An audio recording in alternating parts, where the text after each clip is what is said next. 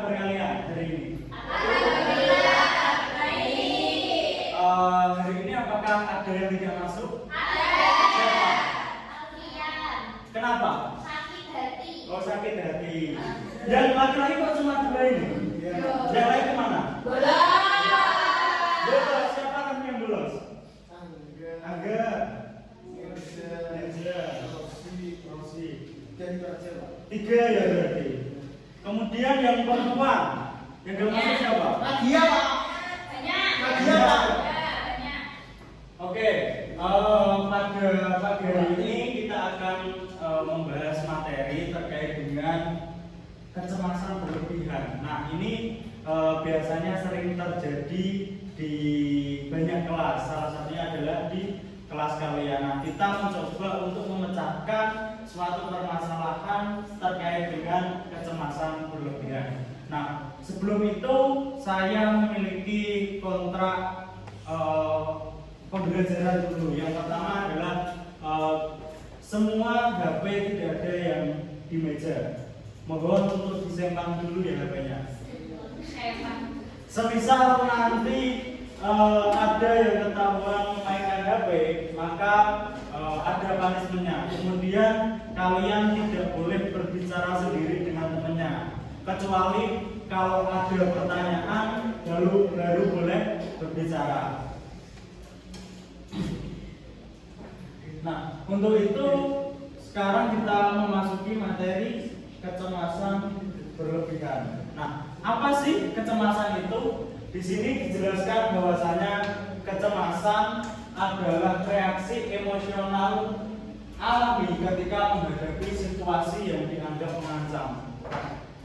Kecemasan ini sering dialami oleh banyak orang. Salah satunya ya kita semua ini pasti pernah merasakan yang namanya cemas.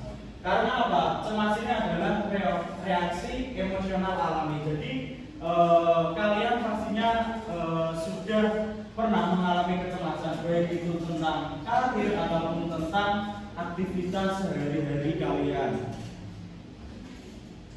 Nah, kemudian di sini juga ada tanda-tanda dan gejala. Yang pertama adalah merasa takut, khawatir, kemudian kesulitan mengendalikan pikiran negatif, mudah panik, dan sulit fokus atau berpikir jernih. Apa tadi bisa? Merasa takut atau khawatir, kesulitan mengendalikan pikiran negatif, mudah panik, atau sulit fokus. Nah, kamu pernah nggak mengalami tanda-tanda atau gejala seperti ini? Pernah. Yang mana? Semua? Panik. Kenapa Yati? Kok panik? Apa? Apa? Kenapa kok panik? Terlambat datang kuliah. Terlambat datang kuliah.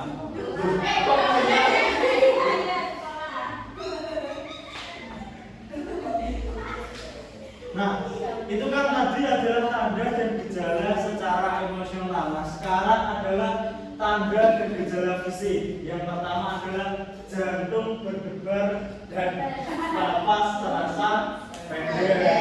Kemudian berkeringat. Kemudian gangguan tidur seperti sulit tidur atau mimpi buruk. Tapi pernah nggak mengalami poin yang ketiga ini? Pernah, Pak. Kenapa? Kok sampai mimpi buruk itu apa yang dipikirkan? Apa itu? Lupa ya berdua sebelum tidur, Pak. Berarti kalau berdoa itu enggak mimpi buruk ya? Ya biasanya bisa jadi gitu, Pak. Oke, Rafi. Kemudian yang keempat ada ketegangan otot, pusing atau mual. Nah, ini bisa menjadi salah satu tanda dan gejala fisik apabila kalian mengalami kecemasan yang berlebihan. Nah, kemudian di sini juga ada sih penyebabnya itu apa saja. Yang pertama adalah faktor psikologis, tekanan akademik, konflik sosial, kurang percaya diri. Kemudian ada juga di faktor lingkungan, biologis maupun gaya hidup. Nah, kemudian juga ada dari dampak-dampak kecemasan berlebihan. Yang pertama adalah penurunan prestasi belajar atau kinerja. Nah, ini yang kita antisipasi. Semisal kalian mengalami kecemasan berlebihan, maka dari itu kita atasi, kita pecahkan permasalahannya sehingga tidak ada penurunan prestasi belajar atau kinerja kalian. Kemudian menghindari pergaulan atau aktivitas sosial. Semisal kita sudah memiliki kecemasan berlebihan, kita cenderung tidak mau bergaul, kita tidak mau bersosial. Nah, ini juga dapat menjadi suatu hal yang bisa membahayakan diri kalian sendiri. Kemudian menurunnya rasa percaya diri, munculnya pikiran negatif, kemudian ada gangguan tidur, sulit mengambil keputusan, daya tahan tubuh melemah akibat stres berkepanjangan. Nah, di sini ada beberapa cara untuk mengatasi kecemasan berlebihan. Salah satunya adalah melakukan teknik relaksasi nafas, kemudian mengatur jadwal belajar, menulis untuk menyalurkan pikiran-pikiran yang mengganggu. Semisal kalian ada rasa kecemasan, kalian bisa alihkan itu ke dalam bentuk sebuah tulisan. Kalian bisa menulis apa saja lah yang ada di pikiran kalian, yang sedang kalian imajinasikan itu bisa dituangkan ke dalam tulisan. Kemudian bercerita kepada teman. Nah, ini sangat penting. Kita semisal mempunyai suatu permasalahan itu kita ceritakan kepada teman, sahabat, ataupun kepada orang-orang yang kalian anggap bisa menjadi orang yang dipercaya untuk mendengarkan cerita kalian. Kemudian konsultasi kepada guru BK atau profesional bila gejala semakin mengganggu.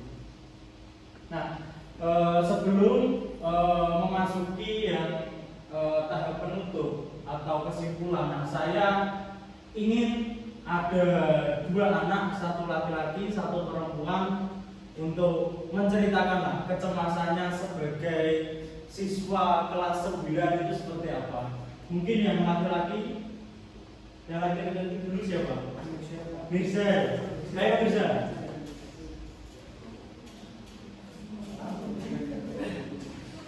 Nah, kamu pernah mengalami kecemasan itu pada saat apa?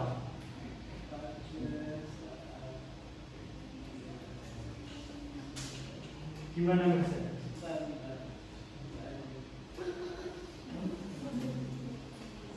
Mungkin Raffi pernah mengalami kecemasan itu pada saat apa? Kok mikir tuh? Karena apa? Nah, oke. Pada saat mau ujian tidak belajar ya, sehingga menimbulkan kecemasan. Nah, masalahnya di sini kan kamu cemas akibat mau ujian. Kemudian tadi kan juga ada penyebab atau faktor. Penyebabnya berarti karena malas belajar. Cara mengatasinya gimana?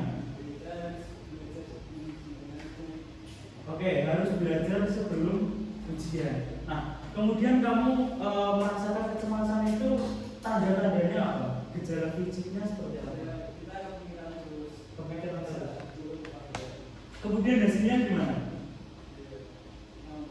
Ngawur. Nah, hasil ujiannya agak maksimal ya. Nilainya itu tidak sesuai apa yang kita inginkan ya.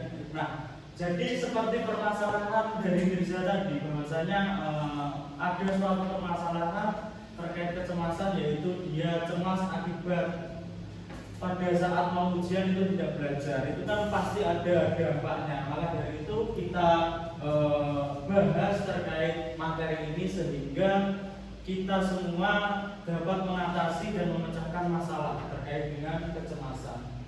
Untuk tadi yang lain-lain kan sudah, sekarang yang perempuan. Coba Ella. Gimana ya? Enggak pernah cemas. Safa. Gimana?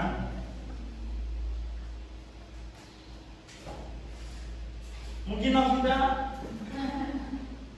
Naiklah. Yang perempuan enggak pernah cemas gimana? Yang perempuan yang pernah cemas ya? Rajin. Kecemasan tidak hanya terkait rajin aja loh. Mungkin ada permasalahan, baik itu masalah keluarga atau masalah apa?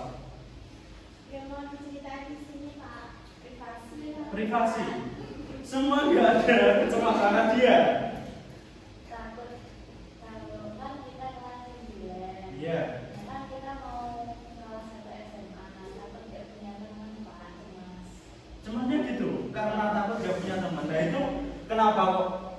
bisa menyimpulkan bahwasanya nanti saya nggak punya teman? Oh, karena introvert. Oke. Nah, jadi itu introvert itu kan juga suatu permasalahan. Bagaimana kita itu biasanya lebih senang untuk menyendiri. Nah, maka dari itu semisal kalian takut dan kalian menganggap introvert itu sebagai masalah, ya kalian harus dapat membuka diri ataupun dapat lebih lagi lah ditingkatkan terkait bersosialisasinya, sehingga tidak ada kecemasan terkait dengan tidak memiliki teman atau takut untuk memulai hal-hal yang baru, mungkin seperti itu. Mungkin dari materi kali ini, apakah ada yang ingin ditanyakan? Iya, mau bertanya? Sudah paham? Semua sudah paham atau Tia saja yang jawab? Sudah ya?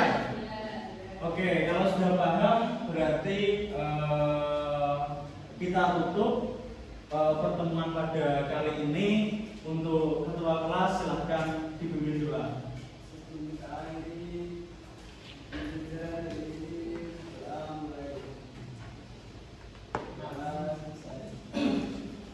Mungkin cukup itu pertemuan dari saya, kurang lebihnya mohon